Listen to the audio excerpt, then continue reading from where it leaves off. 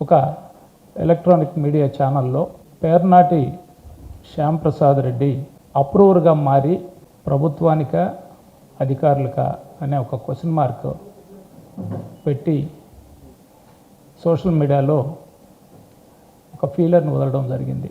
YSR Congress party ఆవిర్భావం నుంచి కార్యకర్తగా జగనన్న నమ్మిన సైనికుడిగా ఈ జిల్లాకు సంబంధించి నేను ఆనాటి నుంచి ఈనాటి వరకు కూడా కొనసాగుతూ వచ్చాను. ఏదో ఒక కేసు పెట్టినంత మాత్రాన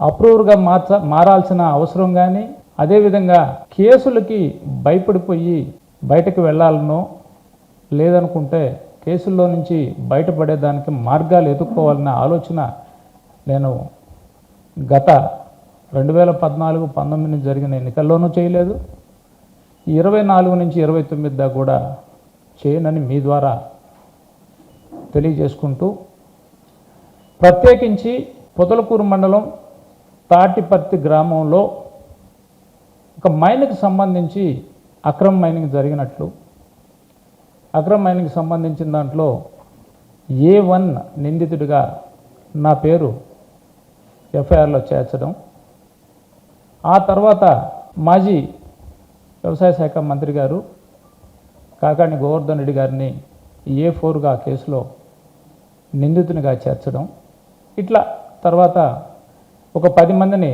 దాదాపుగా దాంట్లో కేసులో ముద్దాయిలుగా చేర్చడం జరిగింది. ఆ కేసుకు సంబంధించి పోలీసుల విచారణే పూర్తి కాలేదు, still enquiry is going on అని చెప్పి కోర్టుకి సమర్పించిన డాక్యుమెంట్స్లో ఎవరైతే ఇన్వెస్టిగేషన్ చేస్తున్న అధికారులు ఉన్నారో వాళ్ళే ఇన్వెస్టిగేషన్ జరుగుతుందని చెప్పి చెప్తున్న సందర్భంలో ఏదో ఒక బురద జల్లితే దానికి ఒక పెద్ద ఎత్తున రివ్యూస్ వస్తాయని అనుకున్నారో, లేకపోతే ఛానల్ని మనం పెద్ద ఎత్తున ముందుకు తీసుకెళ్లే కార్యక్రమం చేపడదామని అనుకున్నారో నాకైతే అర్థం కాలేదు. కానీ నన్ను ఆ కేసుకు సంబంధించి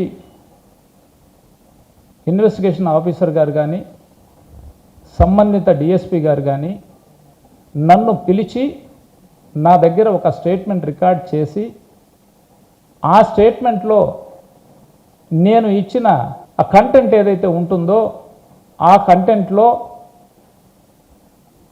మాజీ మంత్రి గారి మీదనో లేదనుకుంటే మిగిలిన నిందితులు ఎవరైతే ఉండారో వాళ్ళ మీదనో చెప్పి తప్పించుకునే ప్రయత్నం ఏదైనా చేసి ఉంటే ఆ ఛానల్ వాళ్ళకి తెలిసి ఉంటే నాకు కొంచెం ఆ స్టేట్మెంట్ ఏదైనా ఇస్తే మీ అందరికి కూడా చూపిస్తాను.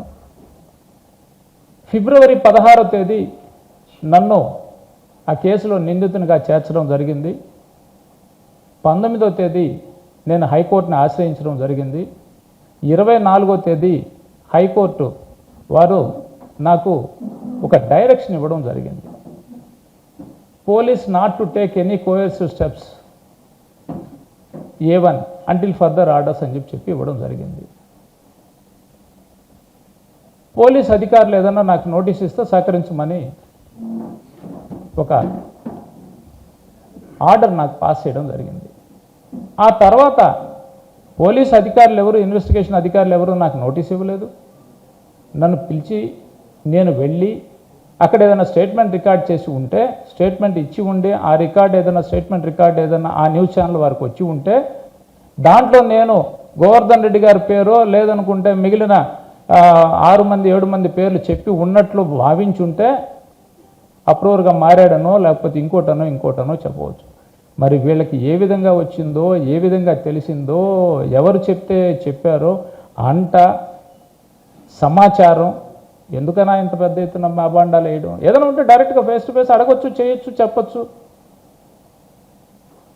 సో ఈరోజు మీ ముందుకు వచ్చింది ఆ కేసుకు సంబంధించి మైనింగ్ అధికారులే, నా పర్సనల్ ఒపీనియన్, మైనింగ్ అధికారులే గతంలో పనిచేసిన అధికారి శ్రీనివాస్ కుమార్ గారు కావచ్చు, ఈరోజు ఎఫ్ఎస్సిగా ఉన్న బాలాజీ నాయక్ గారు కావచ్చు, వాళ్ళిద్దరికీ కూడా క్లారిటీ లేని రిపోర్ట్లు ఇచ్చున్నారు. వాళ్ళు కంప్లైంట్ ఇచ్చిన దాంట్లో కూడా వాళ్ళకే క్లారిటీ లేదు. క్లారిటీ లేకుండా ఇచ్చారు. A2, A3 ఎవరైతే ఉండారో నిందితులుగా ఈరోజు ఎఫ్ఐఆర్లో చేర్చబడి ఉండారో మొట్టమొదటిగా ఆ మైన్ దగ్గర ఎవరైతే నాది అని చెప్పుకోబడుతున్నాడో విద్యాకిరణ్ అనే వ్యక్తి కావచ్చు, అదేవిధంగా ప్రస్తుత శాసనసభ్యులు సర్వేపల్లి శాసనసభ్యులు సోమిరెడ్డి చంద్రమోహన్ రెడ్డి గారు ఇచ్చిన కంప్లైంట్ల మీద డిప్యూటీ డైరెక్టర్ ఆఫ్ మైన్స్ ఆ రోజు ఉన్న శ్రీనివాస్ కుమార్ గారు దాన్ని విచారించి పేర్నాట్ శ్యాంప్రసాద్ రెడ్డి, వాకాటి శ్రీనివాసరెడ్డి, వాకాటి శివారెడ్డి వీళ్ళ ముగ్గురు గురించి మేము గ్రామంలో విచారించి విఆర్ఓని విచారించిన తర్వాత గ్రామస్తులు చెప్పిన దాని మీదట వాకాటి శ్రీనివాసరెడ్డి, వాకాటి శివారెడ్డి అనే వ్యక్తులు మాత్రం ఇక్కడ ఇల్లీగల్గా చేసినట్లుగా మేము భావిస్తున్నాం కాబట్టే 7.56 కోట్ల రూపాయలతో వాళ్ళకి షోకాస్ నోటీసులు ఇవ్వడం జరిగింది. దానికి మళ్ళీ అప్రూవర్గా మారిపోయామని చెప్పి మళ్ళీ ఇంకొకటి అంటే ఉన్న కేసుల్లో నుంచే మేము దీంట్లో నుంచి అసలు ప్రూవ్ చేసుకుందాం మనం ఏందనేది అనుకుంటా ఉంటే మళ్ళీ రాజకీయ పరంగా కూడా అంత అవసరమైంది అంటా నేను చెప్పేది. పోనీ ఏమైనా ఉందా మీ దగ్గర ఏమైనా ఉంటే ఇవ్వండి. నేను ఎవరితోన్నా మాట్లాడినట్టుగానో లేకపోతే ఇంకొకటి అంటే ఒకటి ప్రభుత్వం అంట, 2 అధికారులు అంట. అధికారులే నన్ను పిలవాల, పోనీ ప్రభుత్వం అన్న నన్ను ఎక్కడో దగ్గర గుర్తించన్నా దగ్గర తీసుకోండాలి. అది కూడా లేదు కదా. 2 లేనప్పుడు ఇంక దానికి అప్రూవర్గా మారాల్సిన అవసరం ఏముంది? సో దయచేసి హంబల్ రిక్వెస్ట్, అటువంటివి ఏదన్నా మీ నోటీసులకు ఏదన్నా వస్తే ఒకసారి పర్సనల్గా అడగండి. మా సైడ్ నుంచి కూడా రిప్లై తీసుకోండి. మేము ఇచ్చిన రిప్లై మీకు నచ్చలేదు అని అనుకోండి, దాన్ని మీరు ప్రొసీడ్ అవ్వండి. దాంట్లో మిమ్మల్ని కాదని కూడా అనేది ఏం లేదు. అనవసరమైన రాద్ధాంతాలు, అనవసరమైన ఇబ్బందులు పెట్టడం తప్ప ఇంకా అంతకంటే ఏం లేదు. అంటే చాలామంది ఏంటంటే మేము రాజకీయాలకు స్వచ్ఛ చెప్పేస్తాం, వ్యవసాయం చేసుకుంటామని అదొక ప్యాషన్ అయిపోయింది. మేము ఇంకోటి చేసుకుంటాం అని అంటున్నారు. But I'm really I'm a farmer. నాకు వచ్చిన బ్యాక్గ్రౌండే వ్యవసాయం నుంచి వచ్చాను నేను. మా కుటుంబానికి ఒక ఎథిక్స్, మోరల్స్ ఉన్నాయి. ఎవరిని నమ్మి జర్నీ చేయాలనుకుంటామో, ఎవరితో నమ్మి ప్రయాణం అనుకుంటామో ఆ ప్రయాణం కొనసాగుతుంది. కానీ ఇది ఈ విధంగా రోజుకొక పార్టీ మారిపోవడమో లేకపోతే ఇంకో దగ్గరికి పోయేసి మేమేదో ఆస్తులు సంపాదించుకోవాలనో, ఆస్తులు కూడబెట్టుకోవాలనో అసలు అవసరం కూడా లేదు మాకు. నాకు ఈ ఇన్సిడెంట్ దీనికి నేను క్లారిఫికేషన్ అనేది లేకుండా ఉంటే మీతో నేను ఒక చిట్ చాట్ పెట్టుకుందామని అనుకున్నాను. ఎందుకంటే నేను ఆర్గానిక్కి సంబంధించి 100% న్యాచురల్ ఫార్మింగ్ ఒక గోశాల ఒకటి రన్ చేస్తున్నాను. గోశాలకు రిలేటెడ్గా కొంత పొలం ఒక 250 ఎకరాలు వ్యవసాయం చేస్తున్నాం. దానికి సంబంధించిన దాంట్లో మిమ్మల్ని అందరినీ భాగస్వాములు చేద్దామని అనుకున్నాను. కానీ నేను ఈ పరిస్థితుల్లో ఇక్కడికి వచ్చి నేను రిప్లై ఇవ్వాల్సి వస్తుందని నేను కల్లో కూడా అనుకోలేను నేను. ఎందుకంటే ఈ గ్యాప్ ఎందుకు 8-9 నెలలు అంటే నేను ఫుల్ టైం దాని మీద వర్క్ చేయాలా, దాన్ని మనం పూర్తి స్థాయిలో ముందుకు తీసుకెళ్దామనే ఆలోచనతోటి ఉండేనే. కానీ నేను అంతేగాని రాజకీయాలకు దూరం అయిపోవాలనో లేకపోతే ఇంకోటి అయిపోవాలన్న ఆలోచన అయితే లేదు. అది ఫ్యూచర్ కూడా జరగదు. ఖచ్చితంగా ఏది ఉన్నా కూడా ఒకవేళ మీ మనసుకి ఏదైనా అనిపిస్తే ఇక్కడ ఉన్నవాళ్ళు ఏ ఛానల్ అయినా, ప్రింట్ కావచ్చు, ఎలక్ట్రానిక్ మీడియా ఎవరైనా కూడా ఇట్లా జరిగిందనేది మా నోటీస్కి వచ్చిందంటే నేను డెఫినెట్గా మీ ముందుకు వస్తాను. నేను ఖచ్చితంగా ముందుకు వస్తా. దయచేసి మళ్ళీ కూడా నా వైపు నుంచి హంబల్ రిక్వెస్ట్, ఇటువంటివి అంటే సొసైటీలో మనకు అన్ని వదిలేసుకొని పోయే వాళ్ళకైతే అసలు ఇబ్బంది లేదు. ఏం చెప్పుకుంటారులే, ఇబ్బంది లేదు లేని అనుకోవచ్చు. 100 కోట్లు, 1000 కోట్లు, ఆఖరాకి వచ్చేటప్పటికి షోకాస్ నోటీసే 7.6 కోట్లు. మంత్రి గారి కాన్స్టిట్యున్సీలో మంత్రిగా గోవర్ధన్ రెడ్డి గారు ఉన్న తర్వాత మేము వచ్చి ఏదో కలిపెట్టుకొని చేసుకోవాల్సినంత అవసరం మాకేం వస్తుంది? మేము ఎందుకు చేయాలని వస్తాం ఇక్కడికి?